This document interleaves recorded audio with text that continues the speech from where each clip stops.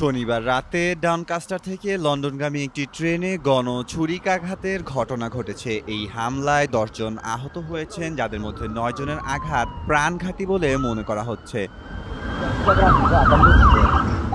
প্রত্যক্ষদর্শীরা জানিয়েছেন, পিটারবরো পার হবার পর অন্তত একজন ব্যক্তি ছুরি নিয়ে আক্রমণ শুরু করে। পুলিশকে খবর দেওয়া হলে ট্রেনটিকে হান্টিংটনে অনির্ধারিত স্টপে থামানো হয়। সেখানে সশস্ত্র পুলিশ এক ব্যক্তিকে তাসার ব্যবহার করে আটক করে।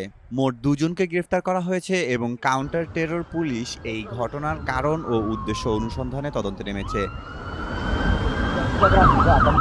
প্রধানমন্ত্রী স্যার কিয়ার স্টারমার ঘটনাটিকে ভয়াবহ এবং গভীরভাবে উদ্বেগজনক বলে আখ্যায়িত করেছেন। ঘটনার পর এলএনইআর কর্তৃপক্ষ যাত্রীদের রবিবার ভ্রমণ এড়িয়ে চলার পরামর্শ দিয়েছে। মেহেদী মাসুদ, জনকণ্ঠ।